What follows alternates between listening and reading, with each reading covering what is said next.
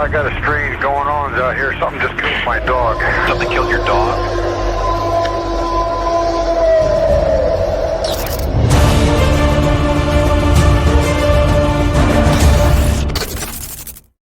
Hey, everybody. Thank you so much for joining us tonight. You are watching the Cryptid Podcast. I'm your host, Dan Hamilton. And tonight, you guys, we got a really, really good guest with us tonight. His name is Rob, and currently he's living in Tennessee, but he had this encounter in 2016 at the Cruz Lake State Park in Newport Richey, Florida. I just want to do a little bit of house cleaning before we get into this interview. So I thank you so much to everybody who takes the time out of their day just to watch or listen. I truly appreciate it. Thank you for all the subs, the likes, the comments, the shares. Again, without you guys supporting the channel, I would not be able to continue to do this. I love doing it. I love hearing all the stories, and I love reading all the comments. I read every comment that's posted, and if I can, I try to comment, but I will definitely give you a like or even a heart on some of the comments. So again, I appreciate everybody. If you guys have had an encounter and you would love to come on the show to share that encounter with us, you can reach me via email. My email address is thecryptidpodcast72@gmail.com. Again, thecryptidpodcast72@gmail.com. Without further ado, everybody, let's go ahead and bring Rob to the show. Rob, thank you so much for joining us tonight, buddy. Well, thank you. It's a privilege to be on. So again, back in 2016, you were at Cruz Lake State Park in Newport Richey, Florida. That's correct. And I assume you were camping. Yes, we were. Okay, perfect. So you know what, you guys? I'm just going to let Rob take over. Rob, why don't you go ahead and tell us about your encounter? Okay. It was in the late spring, early summer. I had my son for summer vacation, and we decided we were going to go to another wilderness campground, which when we got there was closed. They were full. So we decided at spur of the moment to go a little further north to Cruz Lake State Park.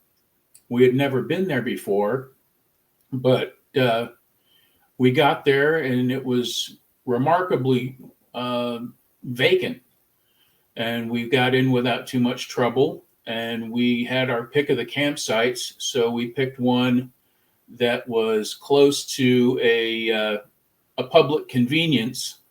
So our camping was not primitive by any stretch of the imagination.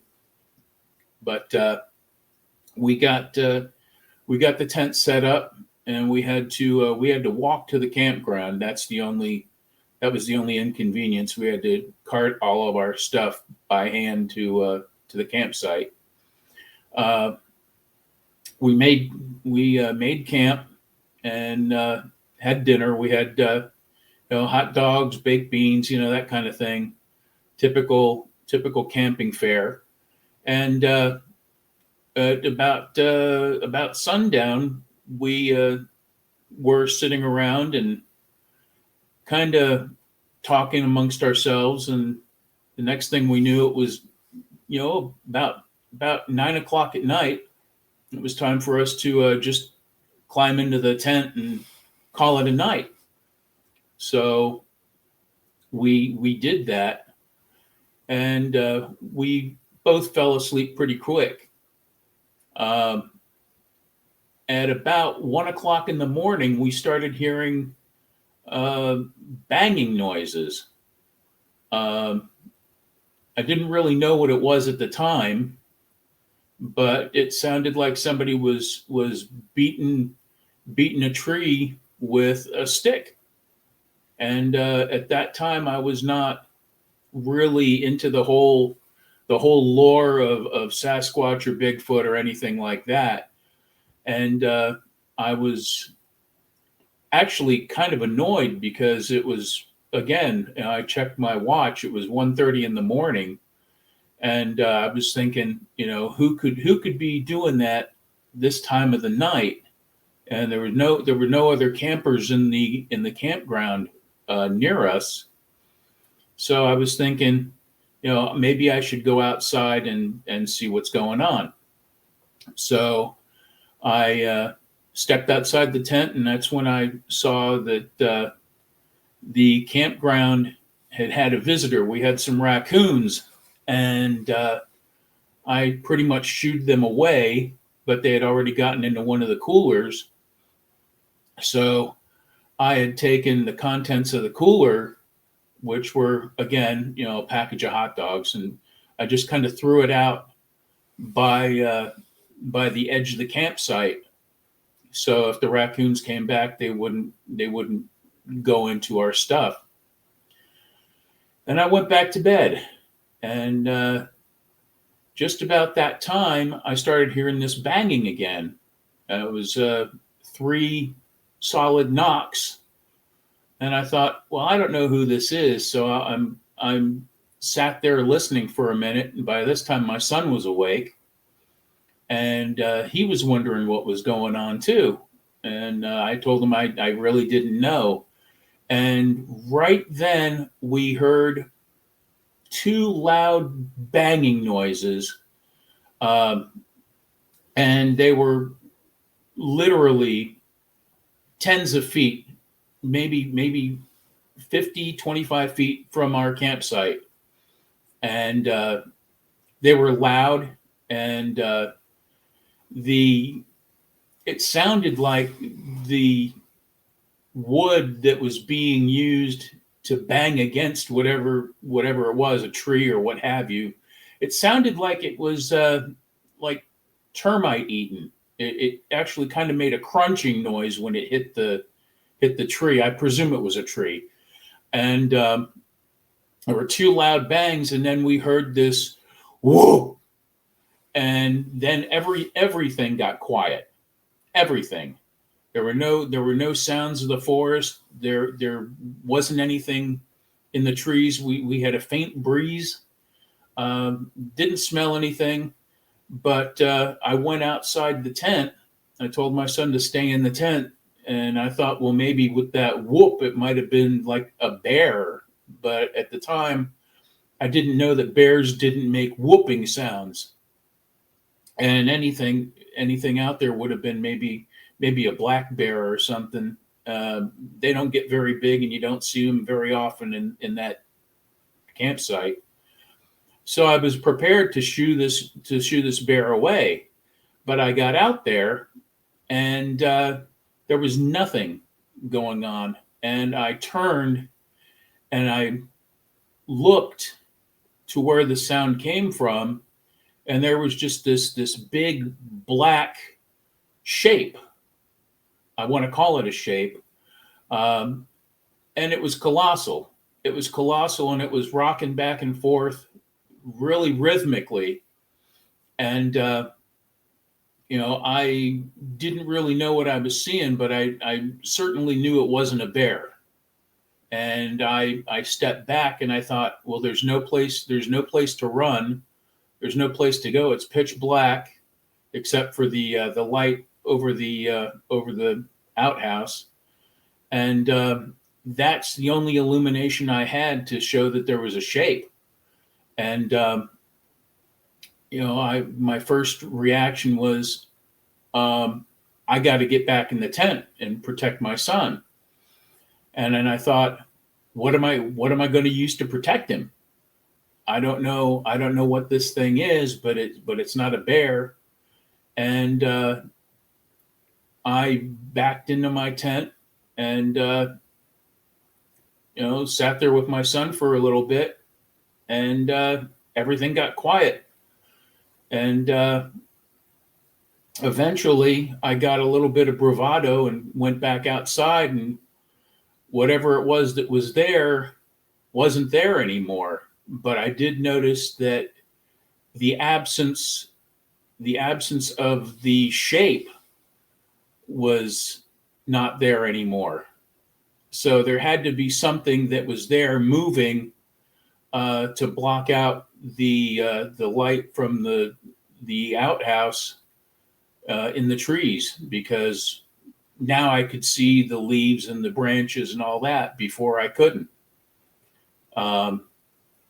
Next morning, we got up, and I had stayed up pretty much the whole night, scratching my head, wondering what it was I saw. Did I see it? Was it all in my head? Wasn't it? And we got out and we got up about 6 a.m. and we ventured out of the tent. And one of the things I noticed was that none of the food that I had thrown out at the edge of the campground had been touched the whole night. And that really surprised me. Whatever was there apparently scared the animals away, or else there'd be nothing left of those hot dogs that we threw out. That's about it. We my son didn't see anything. I did, and I'm sure I saw something. But what it was it was black. It was large, very, very, very large. And that's all there is to say about it. It's haunted me to this day. And it's very difficult to talk about it without somebody rolling their eyes or saying, why didn't you do X? Why didn't you do this? It's easy to armchair quarterback something when it's not you. Yeah, absolutely. I as you were telling your encounter, I was writing down some notes. And so, how old was your son when you had him with you here at this location? Let's see, 2016. I'd want to say he was in his late teens. Okay. And so, he didn't see anything, but did he hear? Yes, anything? He did. He heard the whoop. He heard the two cracks, and he heard the other wood knocks or whatever they were prior to that. Now, what was his reaction? Do you recall? He was curious more than anything else. That after the two big knocks and the whoop, he got real quiet and wanted to know what it was. And I told him, just go back to sleep. I'll check it out. And that was it. Like I said, I got out of the tent and took a look around, and that's what I saw. It was behind. It was it was on the outside of our tent, facing the rear of it. It was off to our left, and it was, like I said, it was real big. If I had to judge it, it was over 8 feet. But as far as how much bigger than that, I really couldn't tell you. I knew that it was easily 4 to 4.5 feet across. Wow. Whatever it was big, and it wasn't a bear. Right. Black bears just don't get that big. They just don't. So let me ask you this. So what was your thought process regarding Bigfoot, Sasquatch? And I'm sure, being from Florida, you've heard of the skunk ape, correct? Oh, certainly. Okay. Certainly. And I watched a lot of shows like that, and I just kind of chuckled and made the assumption that maybe there is something out there and maybe there isn't. I was really ambivalent about the whole thing. I really didn't expect to have seen anything.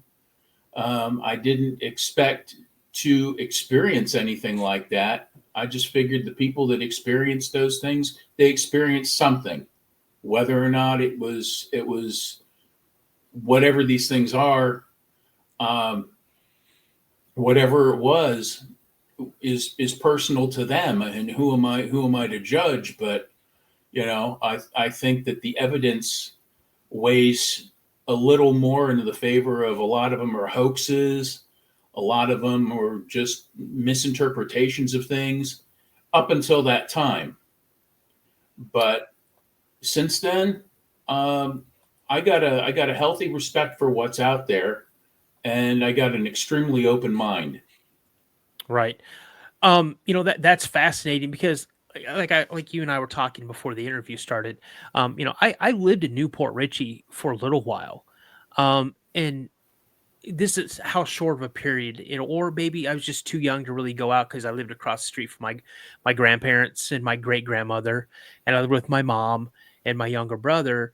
So I really didn't have anybody take me out and about. So I just didn't really know what encompassed the area outside of the little neighborhood that I lived in. And it just Mhm. amazes me, to me, I think of Newport Richie, I think of a pretty populated area, like a city, a suburb, I believe, of Tampa, Clearwater, that type of stuff. Yeah. Um, I when you told me that it was in Newport Richie, I was like, "Whoa, this is crazy," And I wish I was older to understand the whole area and the dynamics of it. So when you had gotten out of your tent, I assume you were standing, and like you said, you looked around, and then you looked off to your left over by the outhouse or the pivy or whatever, the bathroom they have over there, and you said it blocked out the light. Yes. Yeah. And There was some light that came from that outhouse.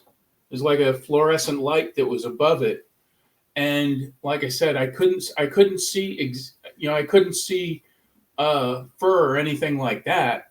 What I saw was a black shape swaying back and forth. just moving back and forth like it was trying to hide, but there wasn't anything over there that it was hiding behind. Yeah. It was right out. And when I saw it, I didn't immediately process what I was seeing Right. because it was just this dark shape, and it was just rocking back and forth like maybe it didn't want to be seen. Right. But I looked at it, and then I got. I'll be honest. I got a little case of fear. I got the heebie-jeebies, and that's when I thought, well, I better get in the tent, and I wasn't going to wake my son because there's no place to go. Right. It would be pitch black to try and get camp to just leave the campsite. That's kind of folly because whatever's out there, it might have been predatory. Right. So, I didn't know. so let me ask you. So you'd surmised that, okay, whatever was making the noises before, you went out and you checked and you saw that there were some raccoons, Yeah. and you shoot them away to the best of your ability. You took out the stuff they'd gotten into, like the hot dogs, whatever, and you threw them out, which again, I think anybody would have done, so about how long from that incident to when you heard the second knocking noises or that whoop, and then how loud was that whoop? How close do you think it was Oh, when you heard that? whoop. Well, I'll tell you the time from the time that I threw those hot dogs out to the time we had that second series of bangs was actually it was about 3 hours. Okay. So it was quite a bit of time from the time the raccoons were there. So I mean, once I shooed them away, I mean they should have come back, but they didn't, to the best of my knowledge, not for the whole night. The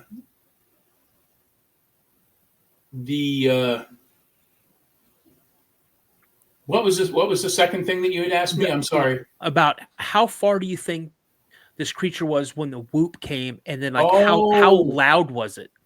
it was very loud. It was a very loud guttural whoop, and that's what kind of alarmed me.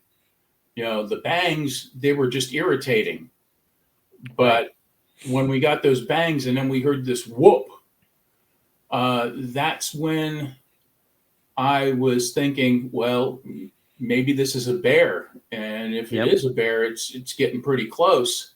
So let me get out there, and I'll get big and yell at it or something, and shoo it away. Especially with black bear, you make yourself larger, you make a lot of noise, they tend to go away. And what's really funny about this is you notice something.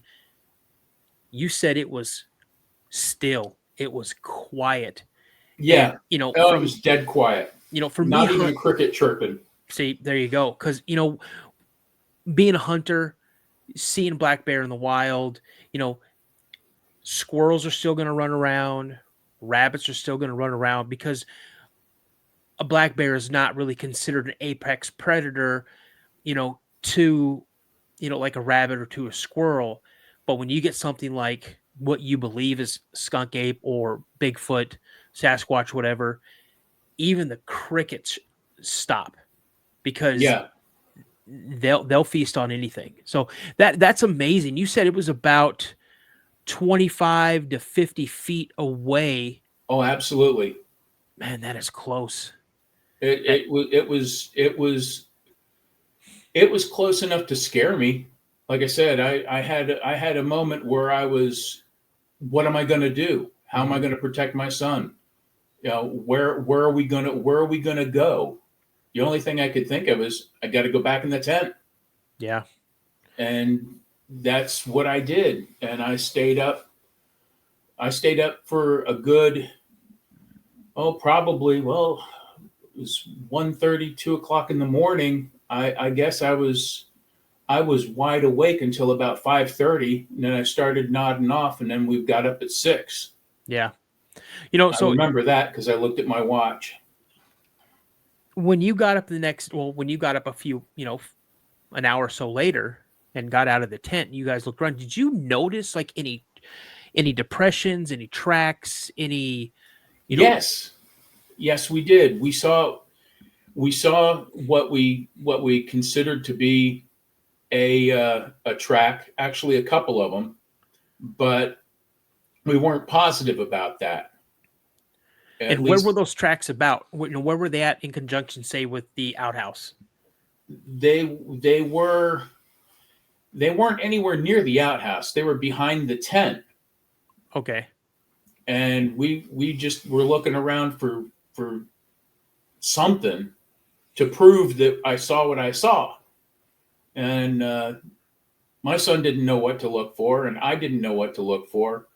But I saw something in the on the ground that looked like tracks. It wasn't open dirt. There were a lot of leaves and things. It was like depressions made on the ground, but you couldn't tell that they were footprints. Okay. All right. But they were long and wide, and there were maybe 3 of them. And my son thought, well, maybe something laid down there for the night. Maybe it was a bear. Okay. And that was what we saw. About how long was each print, do you think? Oh, I'd say 1.5 feet. So you're looking about, 18 inches? Yeah. Wow. And about how wide? Guesstimate. Maybe 7, 8 inches wide. Okay. That's a big one. Another thing that really caught me to make me think that, number one, that creature was around shortly, probably after you scared the raccoons away.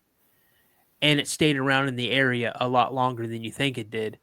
Because when you threw the hot dogs out, raccoons, possums, anything out there is going to eat those. Yeah. Anything. Yeah, and they weren't even touched the next morning. Yeah, that's so. I'm guessing that creature hung around the area a lot longer than you think.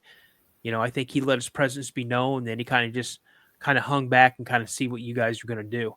Did you have a sense when you woke up in the morning that something may still be in the area, or did you feel like, okay, it's gone? Did you hear birds? Did you hear normal sounds you would normally hear? We heard the normal sounds of the forest. And when I got up, I figured whatever was out there, if it meant to do us harm, it would have done it.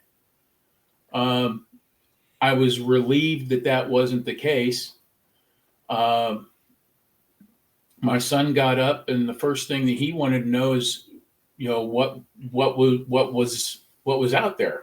Did I find out what was out there? And I told him, seriously, son, I I don't know. And then as the morning progressed, it started to sink in that, maybe I saw a Sasquatch. Did you tell him what you saw?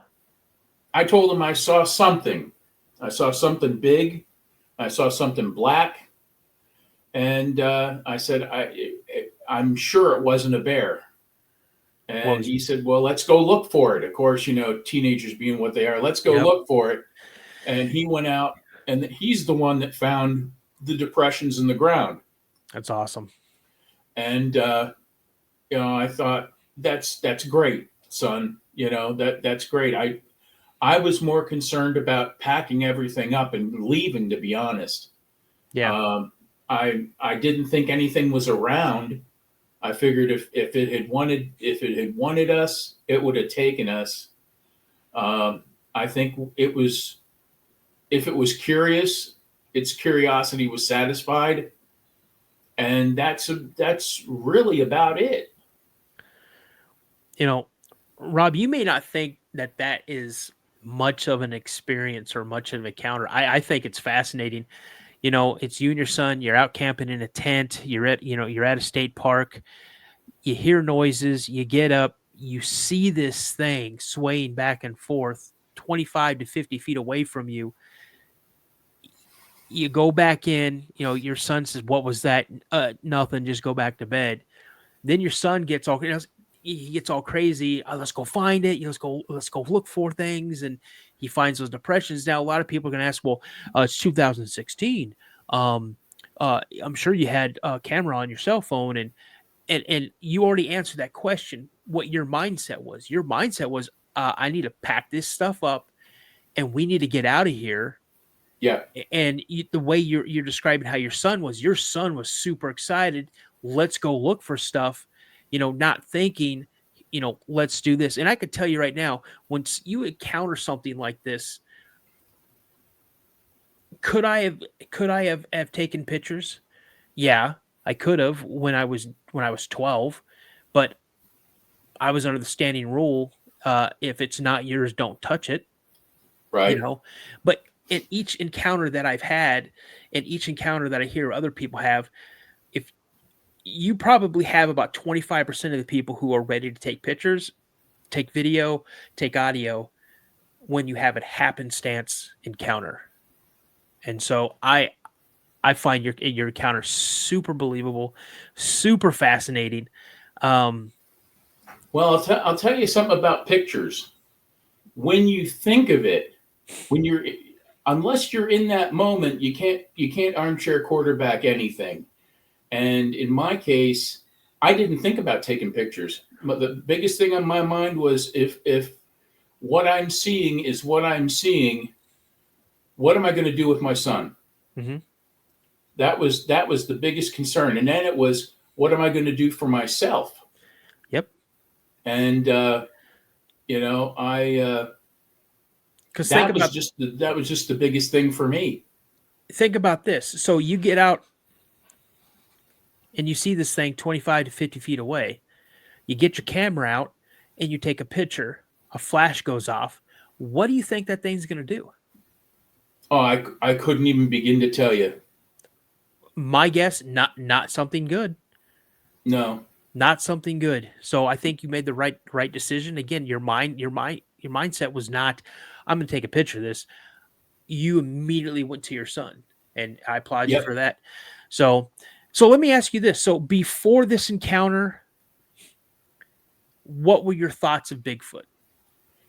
I think the people that had seen things were either misinterpreting things, some of it hoaxes, some of it outright fabrications. In some of the cases where there were, footprints, I thought, well, you can't have a whole bunch of people running around with a whole bunch of fake feet. So there's probably something to it. But what I thought is the odds of anybody actually seeing these things on a regular basis, somebody would have shot one by now. Somebody would have taken a better photograph than what we've got by now, there would be all kinds of there would be all kinds of evidence. And at the time, I didn't really play a lot of interest in it because, again, it's tantalizing, but it wasn't enough to say, hey, maybe there's something there. Maybe let's go research that. I just really didn't have a lot of credence in a lot of the things that were said, and a lot of the scientific things going on with people that, you have one scientist that says, it's this, and you have another one saying it's that. And then you have people coming out of the fringe that say, well, they're shape-shifting extraterrestrials. And, at some point you got to just put your hand on your forehead and go, oh my God. Mm-hmm. That's where my head was at. I really wasn't expecting to see what I saw. I wasn't, and since then I have done a lot of research. I've read a lot of books, and I pay a lot of time and a lot of attention to some things that some people have said. And now that I'm up here in Tennessee, there's a lot of people that apparently have had the same kind of experience. Mm-hmm. So you could call me a converted believer. Whereabouts in I know you're East Tennessee. Whereabouts roughly? I'm in a town called Jefferson City. Okay, so I've got friends of mine, Daryl Denton, East Tennessee, Harley Owens. He's around that area as well. You got a lot of people that are East Tennessee that have experienced these, especially northern East Tennessee, right there on the border of Kentucky. You have the LBL, Land Between the Lakes. If you're interested in looking up that, just look up Bigfoot or Dogman encounters in the LBL. Okay. And you'll come up with names like Martin Grove, Daryl Denton, Barton Nunley, all these people who have just had amazing encounters, credible encounters with these cryptids. And yeah, so what do you think these creatures are? I've done a lot of thinking about it, and the whole. I'll cut right to it. I think what they are is they are an offshoot of the evolutionary tree. I don't think they're hominids. I think they're like the Denisovans or Neanderthal. I don't think they're related to Gigantopithecus. I think what they are just a separate branch of the evolutionary tree, and it's something as yet undiscovered. Okay. Hey, no, I mean, again, when someone asks you a question like that, this is one of those questions that there's no right or wrong answer because we truly don't know. So here's another question for you. If you had the opportunity to see one again, would you take that opportunity? I certainly would. It would vindicate what I saw. Seeing it again would be. I don't think it would be exciting, but it would satisfy my curiosity. Awesome. I will say this. I feel bad for the people that want to go out and shoot these things. These things aren't doing anybody any harm. There's probably not very many of them, or else we would see more of them, or we would have found a body or bones or something. And some of these people go out there in the woods posturing with a full intention to kill something that might be an ancestor to man. Right. In the comments when I post this, and I'm probably gonna have it scheduled for Wednesday. Okay. But you're gonna have people, they're gonna want to debate you on that. I think that there are quite a large population of them. If you look in the areas of the Pacific Northwest, Vancouver, British Columbia, Alaska, um, that parts up in Alaska. I mean, Hmm. Canada, um, and then you have the whole Appalachian Trail area. You have parts up into Maine, up in the UP in Michigan. There is plenty of habitat for large populations of these things to thrive.